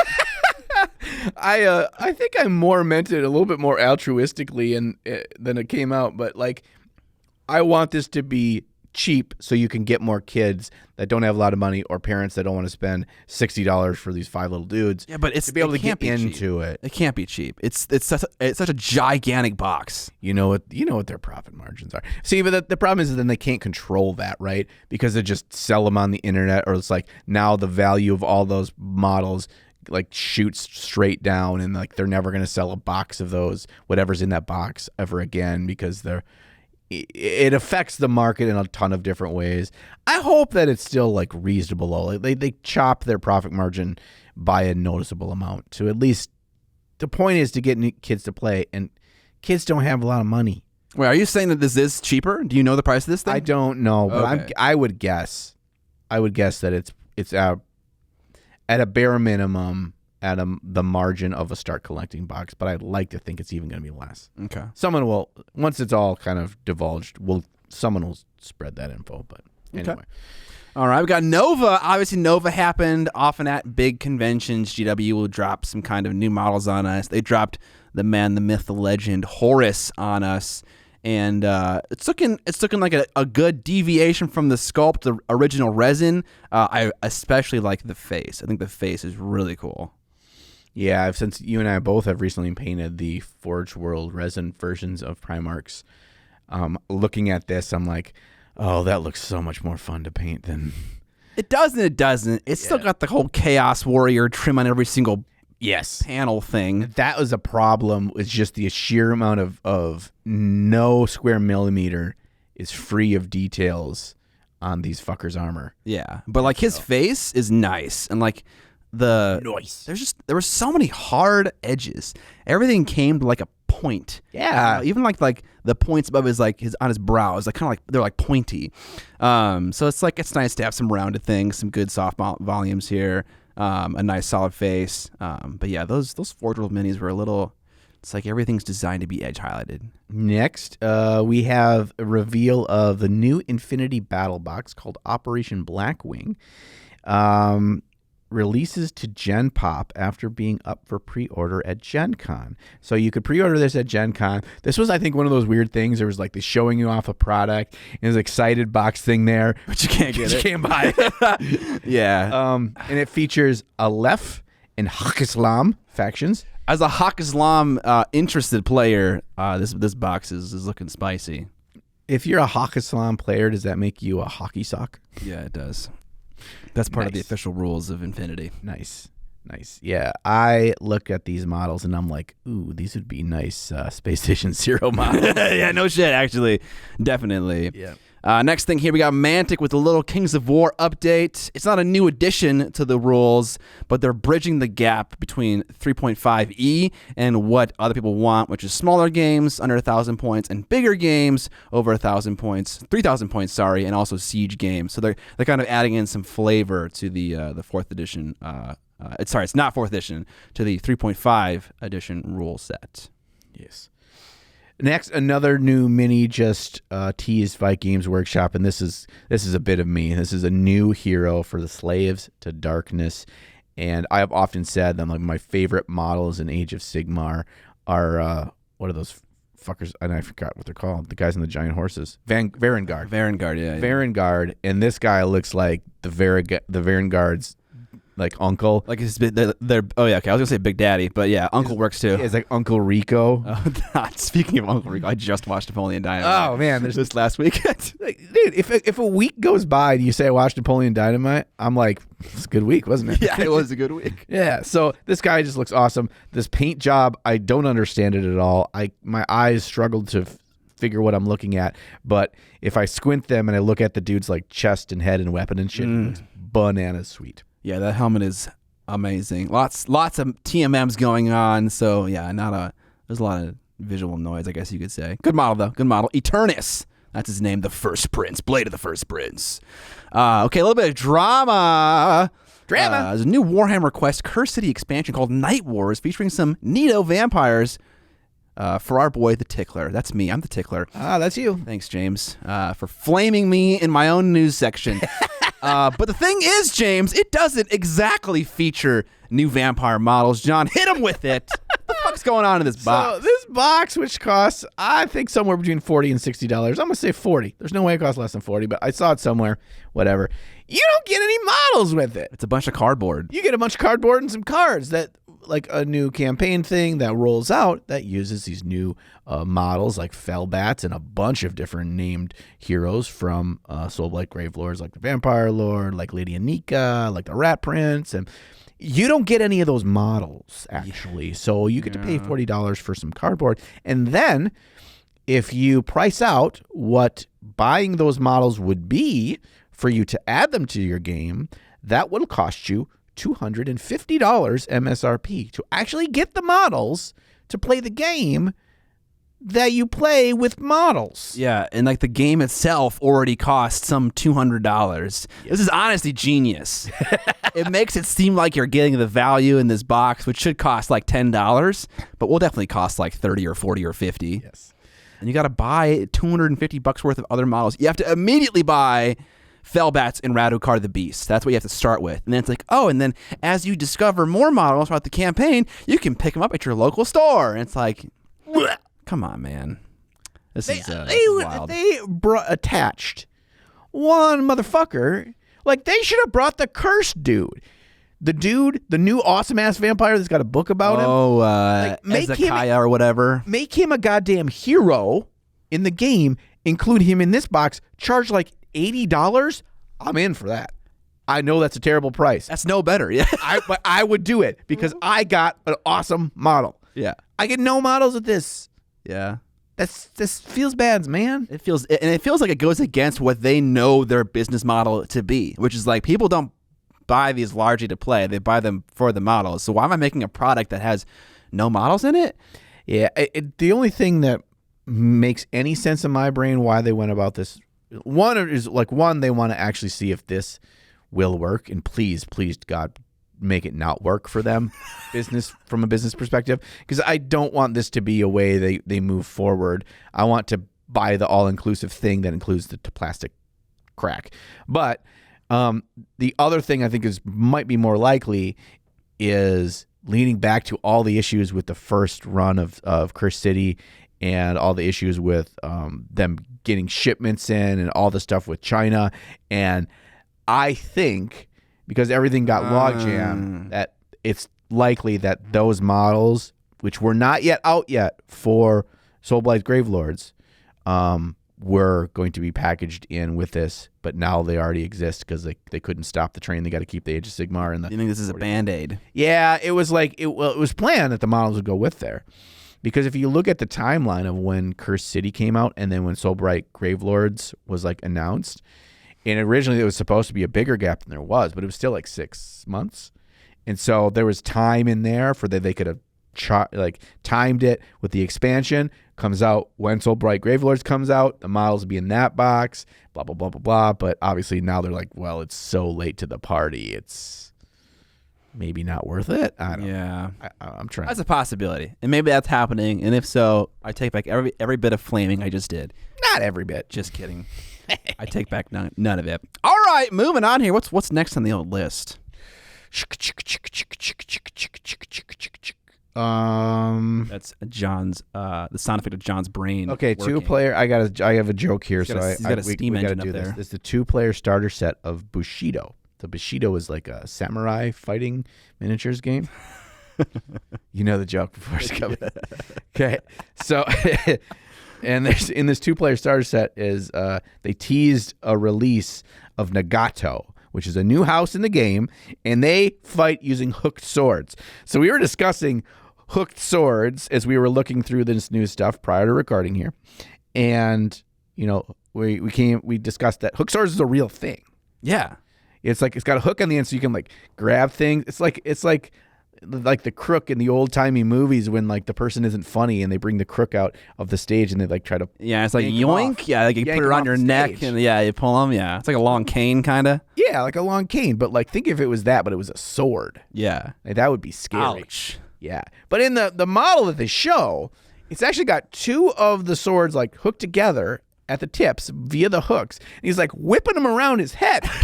And I'm like, that's crazy. I've never seen that before. He's using the swords like fucking barrel of monkeys. It's so apt. It's the best way to describe what's going on with this model. Like, who in their right mind would try to wield a weapon like that without just like decapitating yourself or somebody else? Yeah. I just figure I'm going to swing it, and eventually it's like going to like the one's going to like whip loose, and it's just like grandma's over there like bringing in carrots for supper, and it's like Yeah, just dead. Damn it. I think it's important for all games to have a 2-player starter set of some kind so you and a buddy can get into it. So I'm not sure if this is their first one, but yeah, it's a good thing to have. If you like Bushido, check it out. Last thing, Kill Team Into Dark. We thought it was going to be Space Hulk Kill Team. It isn't. It's like some kind of another form of human V-Crute. All right, yeah, okay, it's cool. You know, Kill Team's cool. It's here's more of it now. More Kill Team, new models. Pretty cool. Okay. Yeah. If you like I Am Groot, then you'll like these. There you go. If you like generic space security guards, you'll like these. Boom. I mean, they're not generic. They're pretty cool, but they are. They're cool pole blarts. They're cool, but they're also humans, and it's like part of me is like, why would you want to play humans in a sci-fi or fantasy setting when you can play fucking demons? You know, or whatever you want. Or you can play superhumans. Yeah, or like vampires. Like, come on, who's picking humans here? Yeah, I'm gonna go with the weird.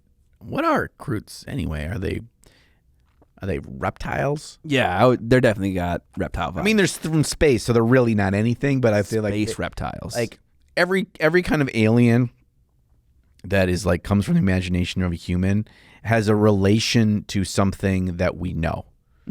Okay, it could be something as amorphous as a jellyfish, but still, it's like, oh, you kind of look at that, it's like, oh, it's kind of based on the jellyfish. You know, there's like crab aliens, and there's fucking monkey aliens, all sorts of aliens. And I look at Groot, I'm like, yeah, it's kind of a dinosaur alien. Yeah, definitely. Velociraptor alien. Oh yeah, yeah. Okay, that had nothing to do with anything. That is our news. My wife is here. What up? All right, welcome to the end of the podcast. We made it. Hope you enjoyed that conversation with Uncle Adam about how art can impact a game. I know that we had a lot of fun chatting with him. Yeah. Well, any parting words before I shill my brains out? I think Adam's a nice guy, and I love all of his cats equally. If you like the podcast and Adam's cats and you want to support just the podcast, there are free ways and non-free ways to do it. Some free ways are I-94, but other free ways are... other freeways are road jokes. That's my favorite brand of humor, dude. Road jokes. Some freeways are sharing the podcast with your nerd friends, giving us a review on Apple Podcasts or Stitcher. Also, you can watch the episodes on YouTube after whitelisting our channel. There are several add-ons for the various browsers that allow you to whitelist YouTube channels. It makes you watch our ads every 30 minutes. If you got some cash to spend, you can spend it on our Patreon, which gets you access to an extended episode of the podcast wherein we talk about models that we love from other painters that we have saw in the last 2 weeks. We talk about new things we've tried in the hobby, techniques, tools, and how we've experimented and failed with them. And we also give feedback to one of our patrons. So as a patron, you can supply your models for feedback, and also you can supply topics for us to discuss. We often use those for our episodes. Lastly, you can buy our merch, which you can find on Teespring, linked below in the show notes and description. That's all for now. God, you've done that like 100 times now. Do you feel like... And you always talk about it. Yeah. You're always like, God damn, you are... just like a husk of a human. I just sit and listen to you, and I'm just like, man, he's really good at saying those 4 sentences.